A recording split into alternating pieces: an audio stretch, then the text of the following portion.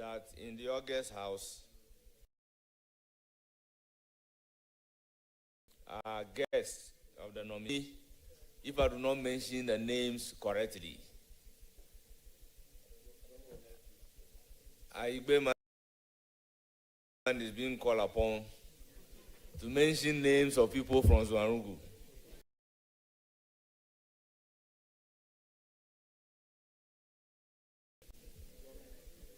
We have Afegara the third, with his divisional chiefs of Kaiti, Ayamga, with the secretary to the chiefs, Alhaji Abubakari. We also have Madam Victoria Asingri,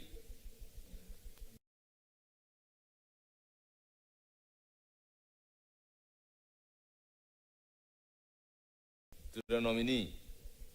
We have Mr. Tony Lita Esquire, partner, Lita Brew and Co., law firm, friends and lawyers to the nominee. We have Ame Efa, Hardcastle, partners, Lita Brew and Co., friends and classmates. We have Miss Charlene Maxwell, business woman, a friend to the nominee. We have constituency executives of Orokantanga East,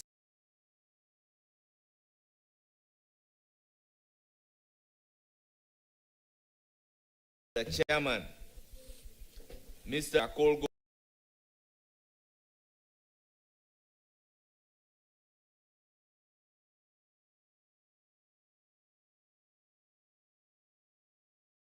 of the nominee. We have lawyer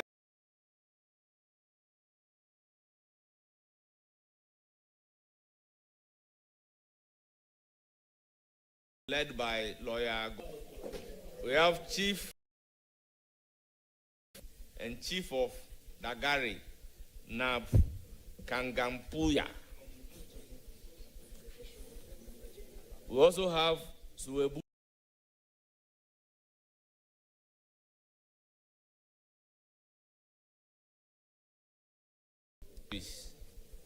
We have chief of to the committee.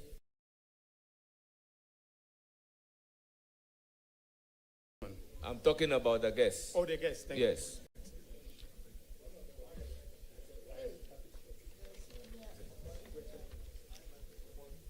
Oh, other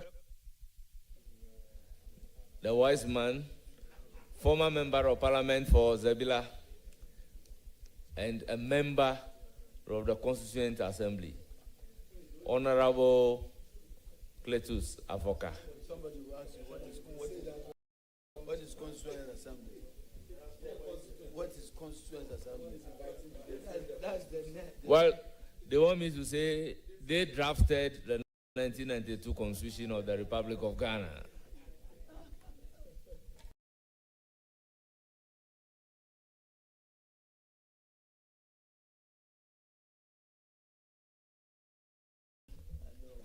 Of the Attorney General and to the minority leader and the ranking member, whether he has some preliminary observations. Thank you very much.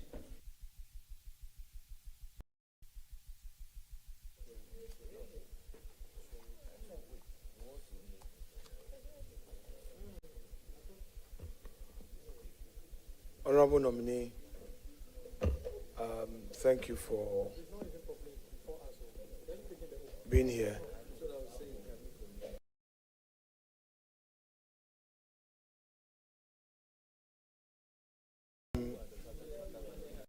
Hearing this is the chairman to yield to that. So you take the oath and then after that. Please go ahead.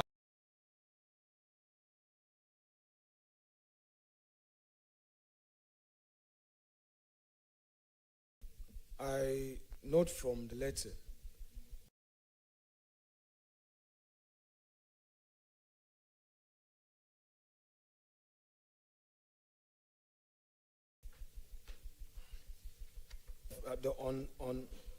on reference letter from the Jubilee House has your name as a third person, Dr. Dominic Akuritinga Ayene, MP, and it says that Minister Designate, Attorney General, and Ministry of Justice. I thought, I'm not too clear. Is it supposed to be Attorney General's Department and Ministry of Justice? Thank you, Mr. Chairman. In accordance with the designation in the Constitution, the Constitution says that there shall be an Attorney General who shall be a Minister of State. And so the correct designation is Attorney General and Minister of Justice, not Minister of Justice. I think that was a mistake. But in the opening, it says Minister Designate, comma, Attorney General and Ministry of Justice. So I'm asking that the Minister Designate, comma, should it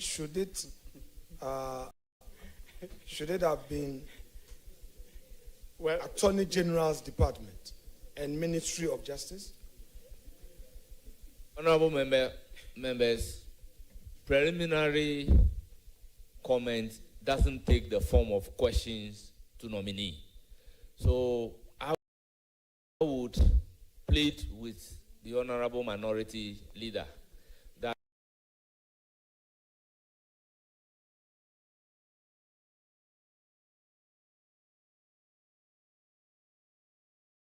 his preliminary and pose a question to the nominee.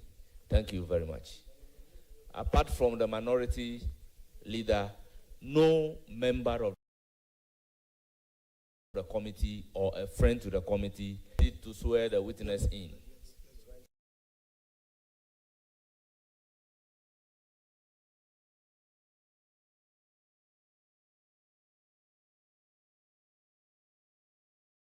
Chairman, I'm sure as your colleagues, we know what you stand for, and we want to assure you that the exercise we will undertake this evening will be done in utmost good faith and with utmost respect to you. Please, your practice has taught you that when you get an adversary, a witness in the witness box, you do all you can, but it's not to be taken personal. That you're already aware. So I just want you to take your emotions out of the exercise we are going to do and see yourself as a witness in the box that we are cross-examining you.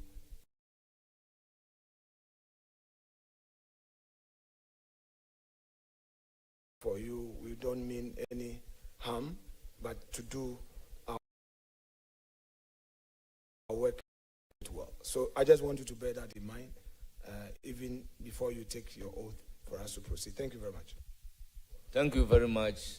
Minority Leader will always warn me that we should not take a witness in a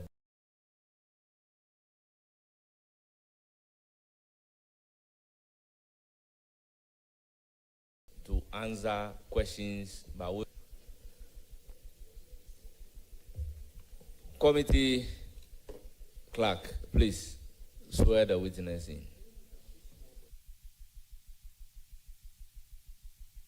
Thank you, Mr. Chairman.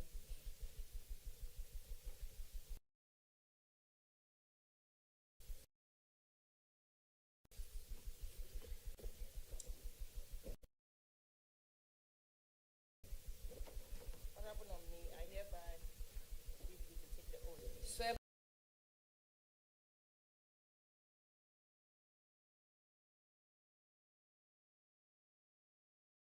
Mighty God, that the evidence I shall give before the committee, that the evidence I shall give before this committee, the whole truth.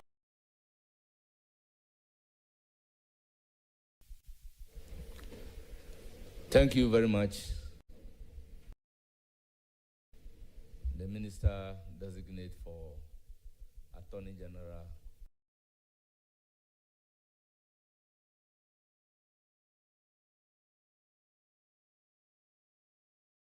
Minister for Justice. Subject matter committee members from the minority.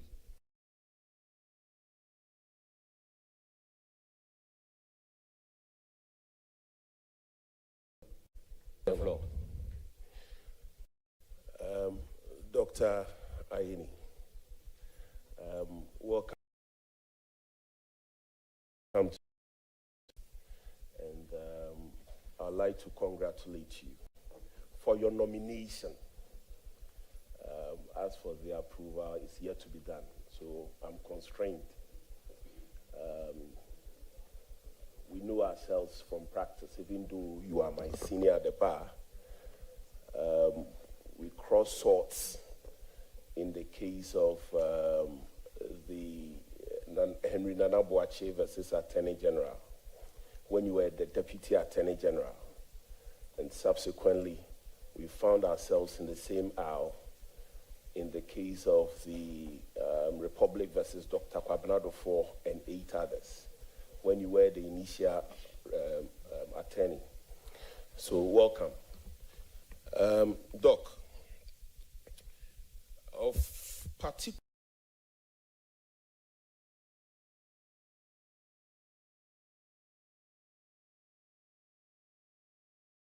is what I filled resetting 2020 at page 142.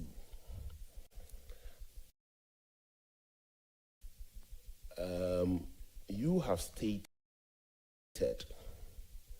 that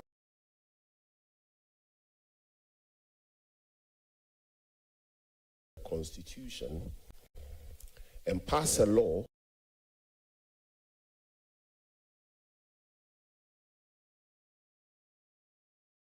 to reintroduce the Community and Circuit 59, but abolished under the Courts Amendment Act 2002, Act 620. It is of concern to me because we all know what the tribunals did. In fact, the literature which captures the footprints of the tribunals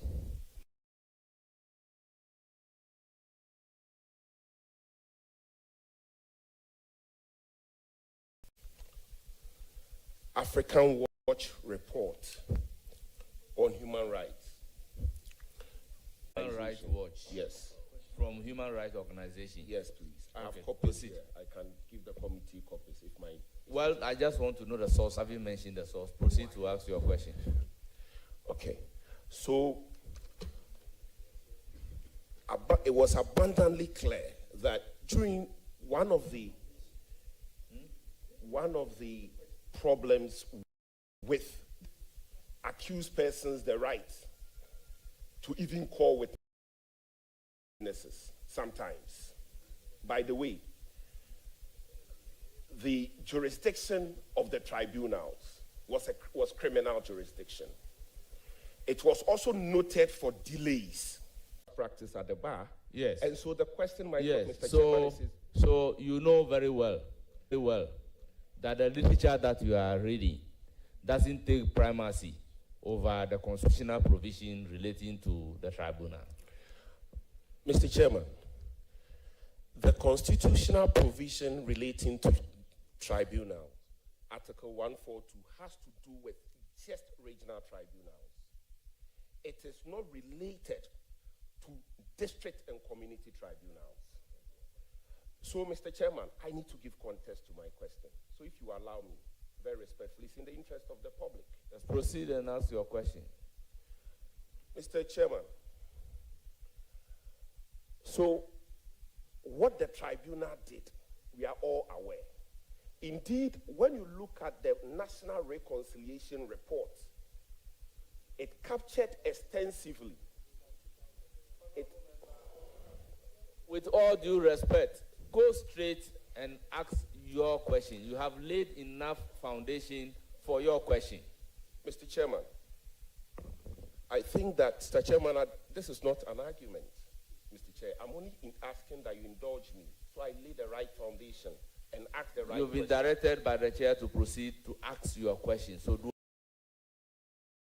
exactly the same. In fact, in 2002, when the bill to abolish the district and regional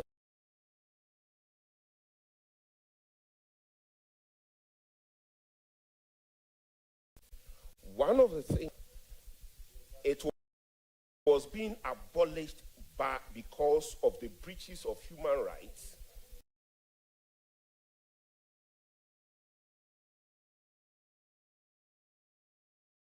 associated with it. Is that why do you want to reintroduce? Why do you want to reintroduce something which is associated with the dark?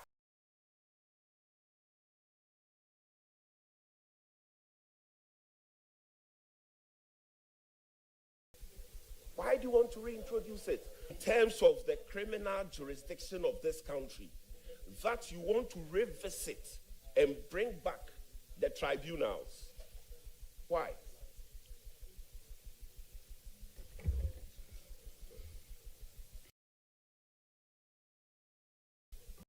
Your microphone should be one of. But honorable member,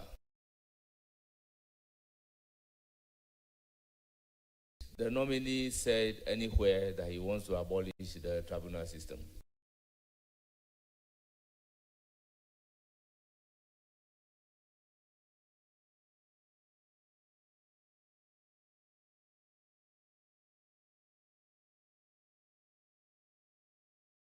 NDC. So you are now there. Mr. Chair, unless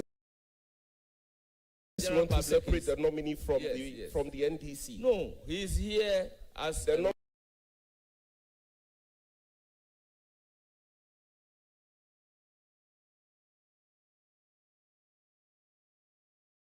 So he expressly stated that according to your manifesto, this is what you are saying. But if you said, why are you saying this? Then we are referring to the nominee before us. Chair, I'm guided.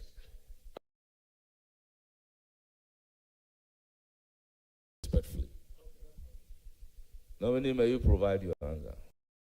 The member is right that the strategic trust of the President's manifesto or the NDC's manifesto, which is an expression of intent regarding what we will do, the set of policies, and measures that we will implement when we are in power, is one to reset Ghana. Now, resetting Ghana doesn't mean taking Ghana back to factory settings. It means correcting the things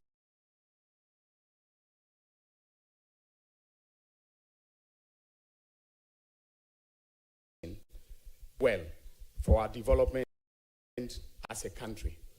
Now, talking about the public tribunals, the honorable member will note that in terms of Article 25(1), it is provided that justice emanates from the people.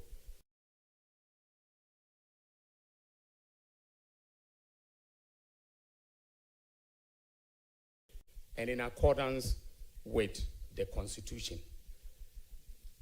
The internal logic or internal morality. Leonard, with respect, which article were you referring to?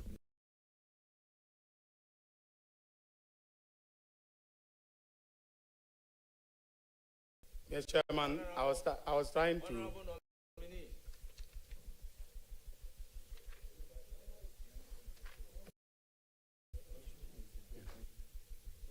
Honorable nominee, you are asked to read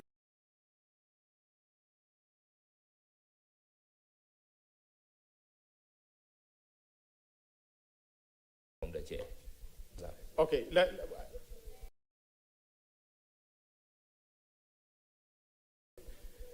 I believe he wants to lay the context for a question.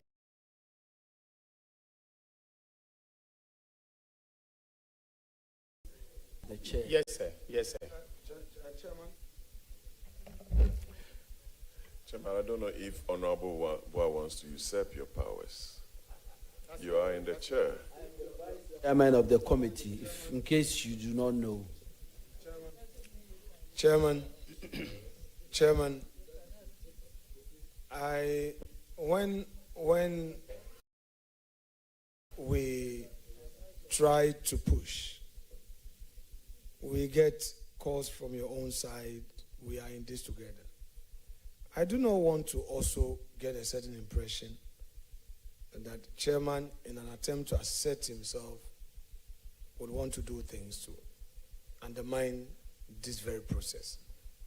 In all humility, since morning, I keep using the word, I beg you, I beg you. The nominee made reference to a constitutional provision to make a point. And I'm saying, read the provisions and explain your point. Then you come and say, yeah, but I am here with him. Honorable provided by Honorable Bafo. If minority leader wants to ask a supplementary question, at least he should allow the witness to complete the answer, but not to interject to say that read the constitutional provision without even the attention of the chair.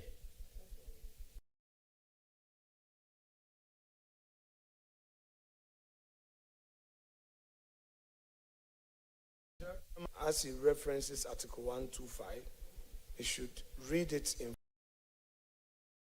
full to situate the argument rightly. Thank you so much.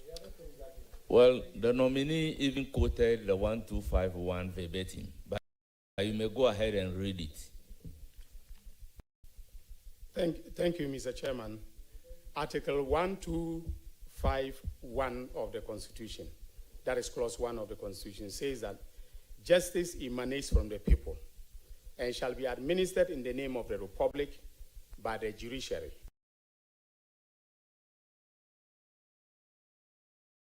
Shall be independent. Paraphrase it very accurately.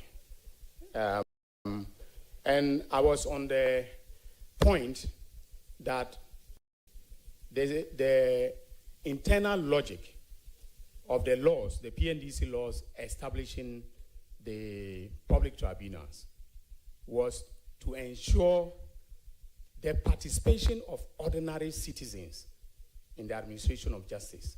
And that aligns fully with the substantive content of Article 125, Clause 1 of the Constitution, because it says justice emanates from the people. In the context of Article 125, 1, the judiciary is the organ of state vested with the power to administer justice. And if the honorable nominee who asked the question, the honorable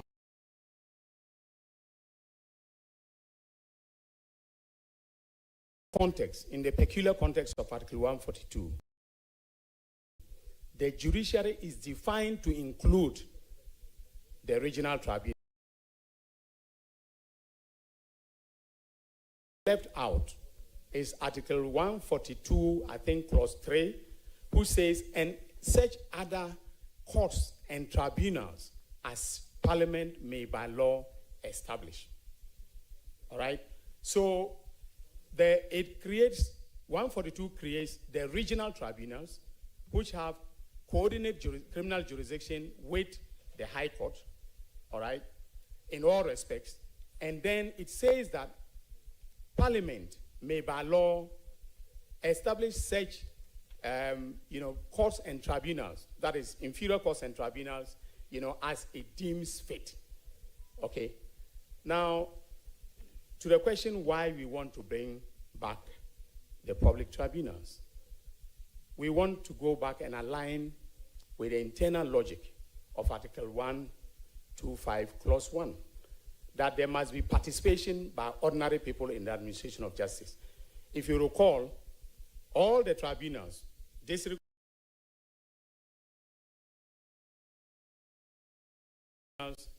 and two who was, mandatorily required to be a lawyer, and two, other persons who were non-lawyers selected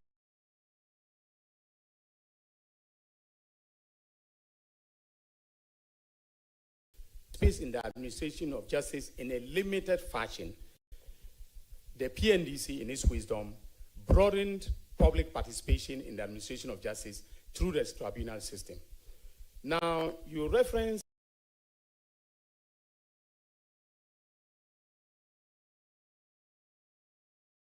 Watch, of course, of the Center for Public Interest Law, a human rights organization that I founded and ran for 10 good years, that conducted public interest litigation and represented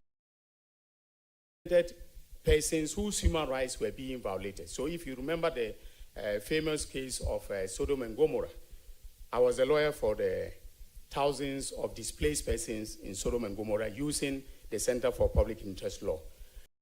And so we are, I'm very much aware of what Africa Watch stands for, right? But look carefully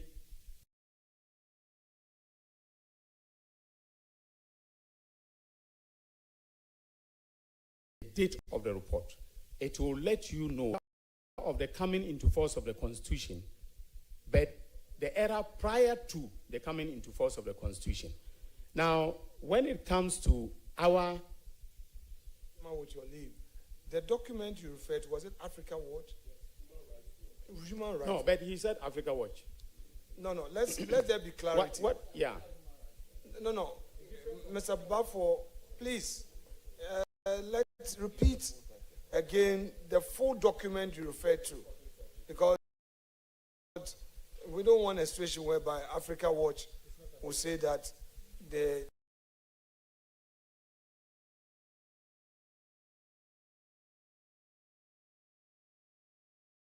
Mr. Chair, this is not Africa Watch. When he's aware, it's when wait.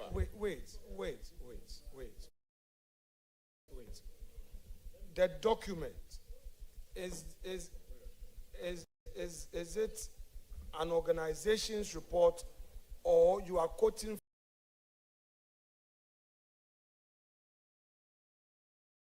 organization's report?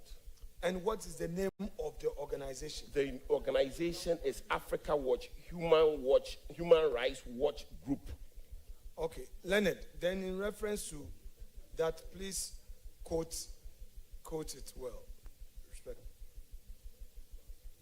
Yeah, thank you, Mr. Chairman. I was very much aware of the fact that it's the human rights wing of the Africa Watch, but I was just referring to it in the manner that the honorable member stated. So if you look at the date, okay, my hunch is that the empirical evidence for a report dated the public tribunals were administering justice in the context of PNDC Law 1. Now, if you look at the land at the time, there was no human rights chapter. In resetting Ghana, we will reset it in accordance with the 1992 Constitution. And the 1992 Constitution is very clear, that the sovereign power of Ghana rests in the people of Ghana.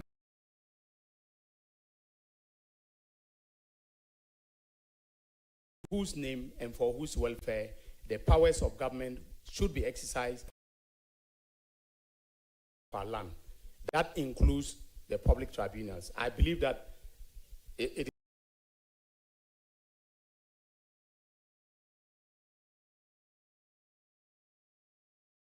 that the public, by Chapter 5, human rights provisions and the entire constitution,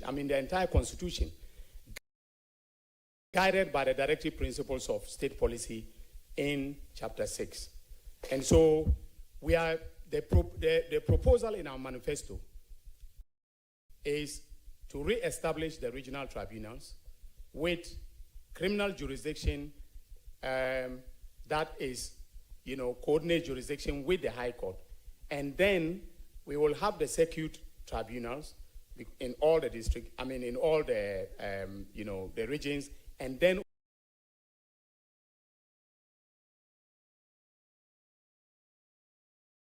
district tribunals that will also dispense justice. Thinking going into this office is that we will enact a public tribunals act that will be comprehensive, and that will contain restrictions in terms of the conduct of the affairs of the tribunals and the human rights violations that are referenced in the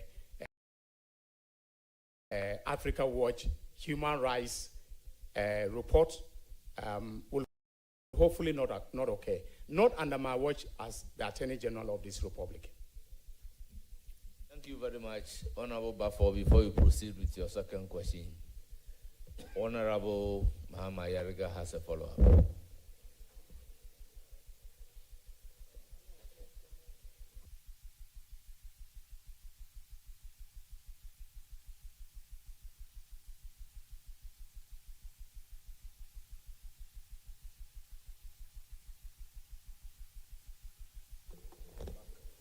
Good. Honorable Attorney General nominee, do you intend to establish tribunal to use caning and lashing of people? Mr. Chairman, I do not, and that will not be permitted by the Constitution of the Republic. In fact, that will be inhuman and degrading treatment of our citizens.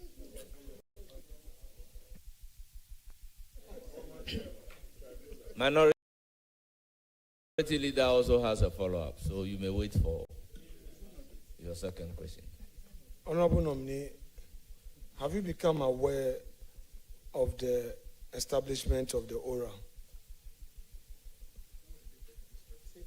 Honorable Minority Leader, a follow-up question must relate to the preliminary questions or the substantive question asked. But this is completely unrelated to the substantive question asked. So hold it. When it comes to your turn, you can pose these questions. Honorable Chairman, with respect, please hold your horses. Let me make a point. We are dealing with matters of public tribunal. We are talking about issues that go complementary, okay?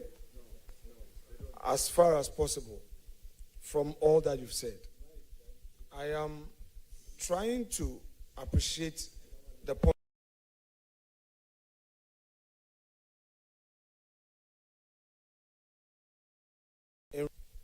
to be, chasing people here and there. You responded that no, because it will not be in accordance with law. Correct? In the same spirit, I am asking you that the ORA, that committee, which we've been told is to receive information from the public regarding supposed looting and all that. If you become aware of it, do you think that its establishment is in accordance with the Constitution? Honorable Minority Leader, I believe the question asked relates substantially to Article 1261B. This oral that we are bringing in is not related to the establishment of the tribunal as stated in the NDC manifesto. So I reiterate the point that you can hold it. When it gets to your turn, you ask a substantive question, but this cannot be accepted as a follow-up question. Thank you very much, Honorable.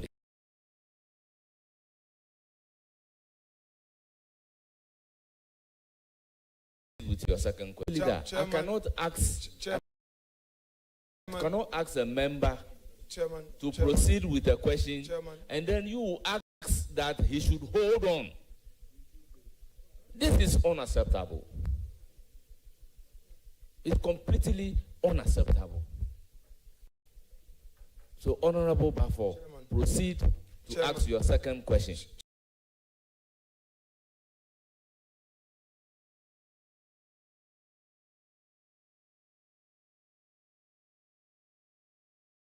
Take it easy. Chairman, take it easy.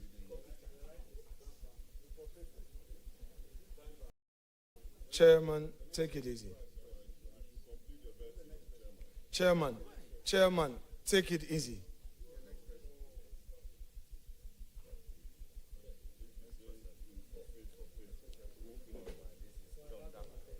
Chairman, take it easy. The nominee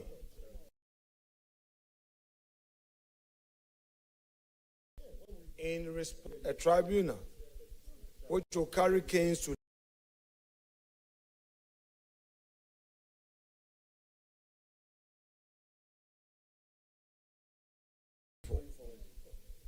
responded that would be unconstitutional.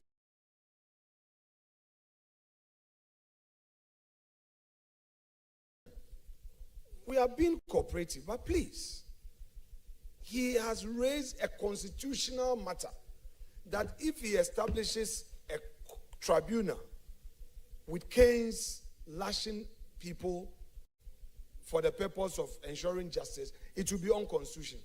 Now, it is in that spirit that I am asking him, because he has raised a constitutional matter, that there are things that if you do, it will be outside of the constitution, and he as AG won't do it. So I am asking whether or not he's become aware of the aura, and if he has become aware of the aura, its mandate is within the ambit of the constitution because he has raised it. So it is flowing from the very answer he gave on the constitutionality of the functions of a publicly established body, such as a tribunal. So, Chairman, I do not see why we should be locking horns on this matter. But however, if you insist,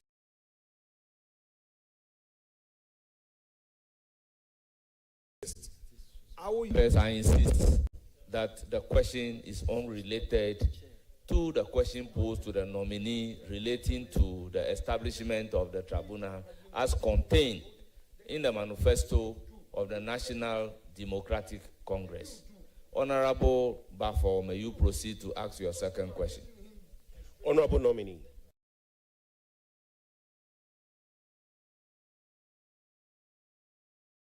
The question was, what is it that the high courts, regular high courts, are not doing that you need the tribunal to cure? On the question of the promise that you are not going to set up a tribunal that will cane people, Honorable nominee, are you aware that there is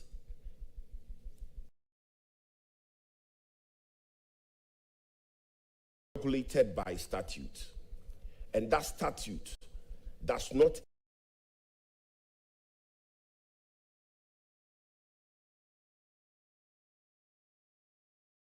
called aura, something like that in the criminal, in the statutes of this country? Are you aware? Yes or no?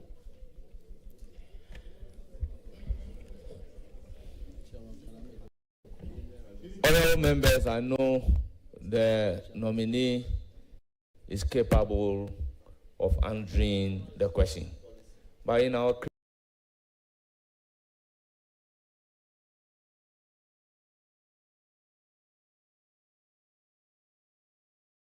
act as well as the procedure. Well, I'm sure the honorable member himself well knows that Act 30, the Criminal and Other Offences Procedure Act, does not create bodies, organizations, agencies, or entities that are mandated to operationalize criminal procedure. It merely lays out the procedure relating to criminal trials, whether summary trials, trial on indictment, and so on and so forth, and then relating to how you treat evidence in criminal matters. So it does not create bodies.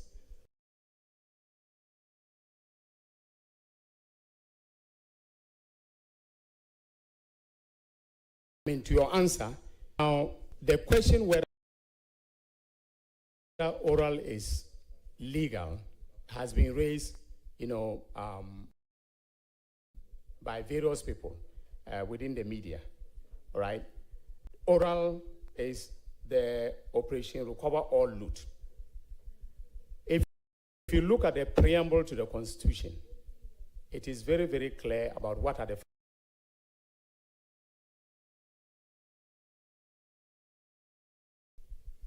underpinning the Constitution. Oral is supposed to exact accountability from persons